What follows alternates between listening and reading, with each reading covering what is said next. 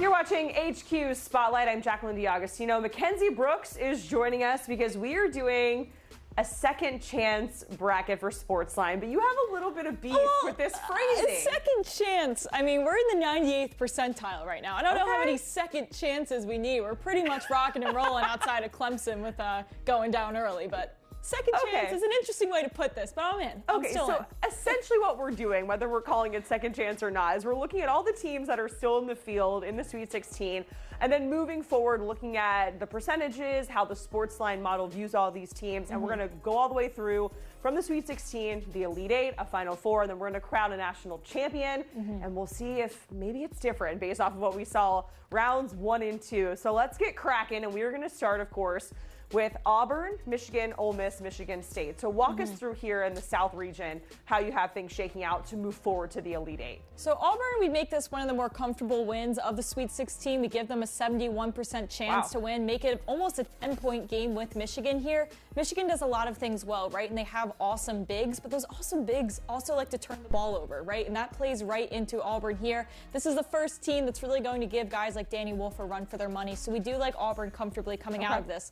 Ole Miss, Michigan State. Michigan State, we do give a decently comfortable chance too. Projected score is 76-71, so around a 5-6 point game here. Ole Miss is just playing above their head right now. Their shooting numbers are phenomenal, and I give them their flowers for that, but at some point, regression to the mean is you come back down. And for what it's worth, Tom Izzo 9-0 against SEC teams in March. So gotta love that here. So then we get an Auburn, Michigan State Elite Eight. And we all have to hope that for our good friend Tim Doyle, Ole Miss doesn't keep on dancing, because we know that his Twitter mentions, or X mentions, if you will, are absolutely through the roof. All right, my favorite part. We have Florida against the Crab Five. If I hear one more thing about the Crab Five, I'm literally going to lose it.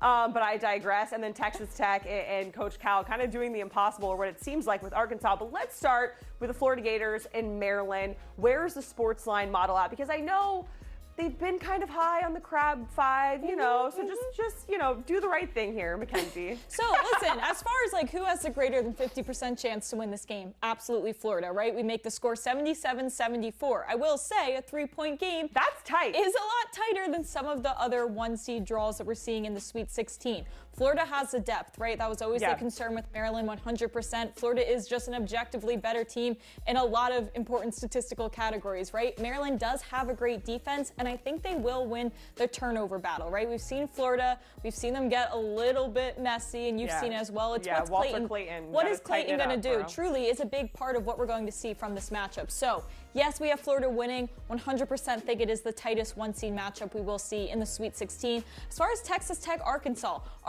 got a pretty solid draw with the teams they've got to play so far. Kansas, St. John's, teams that play right into their strengths, right? St. John's beat St. John's. We all saw that. I don't know if that was Arkansas beating St. John's and playing phenomenal defense. I think that's just St. John's realizing that, I don't know, some may say they weren't supposed to be a 2-seed. And the Sportsline model wasn't really high on St. John's the entire time. Yeah, someone's got to be the villain, okay? And that was us. Texas Tech, we love Texas Tech, high on all of them, top 10 in a lot of metrics that honestly just matter. I think they can give Arkansas a pretty big run for their money, so we make that projected score 80-71, a 9-point win for Texas Tech here, giving us a Florida-Texas Tech Elite Eight. All right, so we have Florida moving on, Texas Tech moving on. Let's go to the East region, because this has been talked about for Duke, who is the 1 seed in this region, as like the easiest path for them to get to a Final Four. Caleb Love has the chance to do something absolutely hilarious. Maybe we'll see him do it again. I don't know. But we have Duke and Arizona, and then BYU and Bama. Walk us through Duke, Arizona.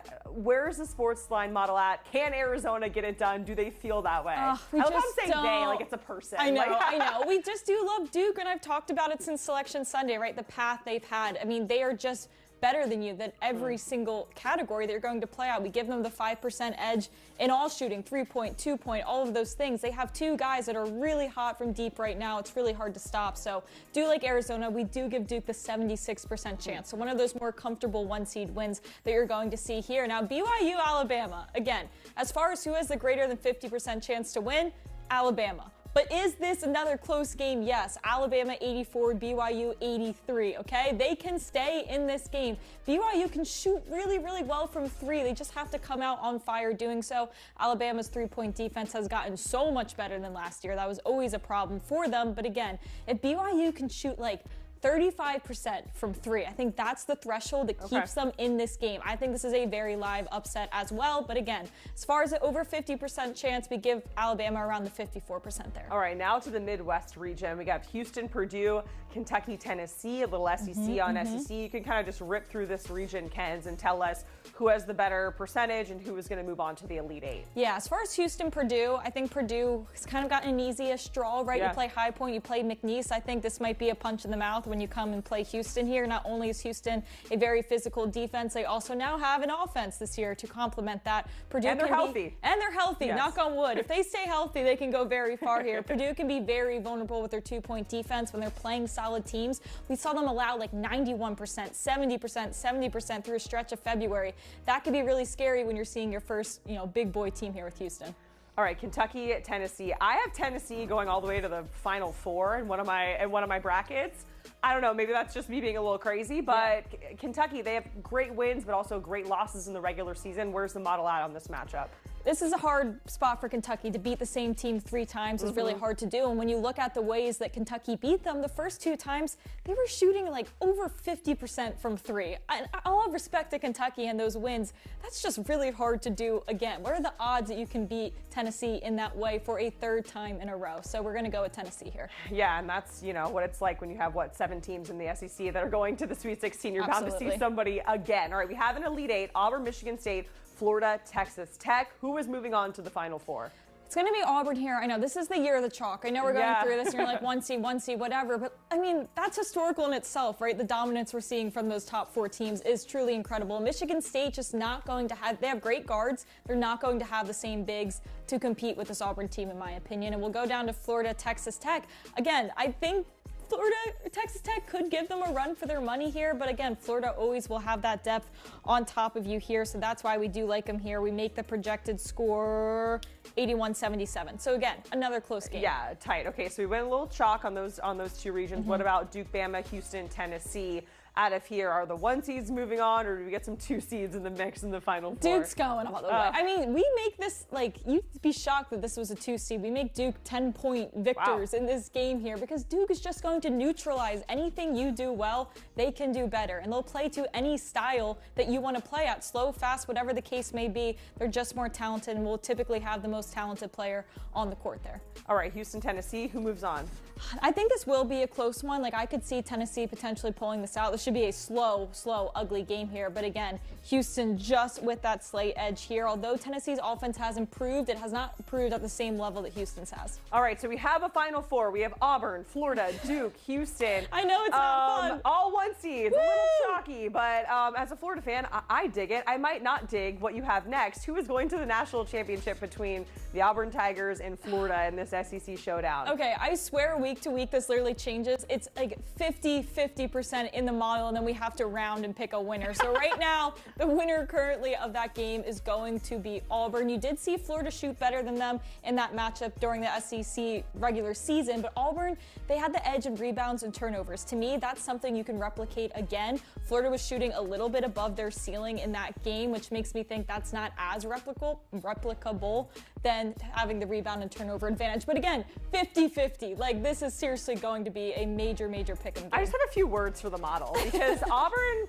lost 3 of the last 4 going into the tournament. And if we remember, Florida went into the jungle and beat Auburn by a whole lot when they were the #1 team in the country. And I know you're saying the rebound battle, but I think Chinyelu and Alex Condon and Thomas Houck are going to have a lot to say about the rebounding battle. Turnovers, I digress. I've seen Walter Clayton turn the ball over more times than I'd like. A lot of these games, what are you getting from Clayton? Truly, that's what it comes down to. And he is a first-team All-American, the first Gator to ever do that for an absolute reason. So I am trusting him with my life.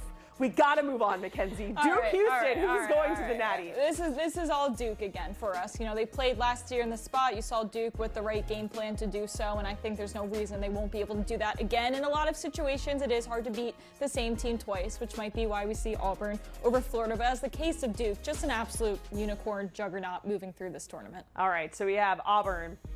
We have Duke. I'm so curious because this go around, what happens with these two teams? Well, you know that no team who's won the last 3 or 4 games has ever won the national championship. We've heard that stat 9 million times. So we have to go with Duke here. Again, you saw these teams play earlier. You saw Duke win by 6 points. They had the rebounding edge. They had the 2-point percentage edge. Excuse me. And I think I'm allergic to Duke winning the national championship. I know, lame. Well, listen, you got to pick Cooper, Flag, or Broom, and I'm going to go with Flag in this situation. Yeah, Cooper Flag has led Duke in every single statistical category, which is absolutely bananas. And this was the Sportsline pick before the Sweet 16, correct? Nothing's really changed here. I know it's a boring chalk bracket, but we've just seen a boring chalk, underwhelming year, respectfully. I know, it's not fun.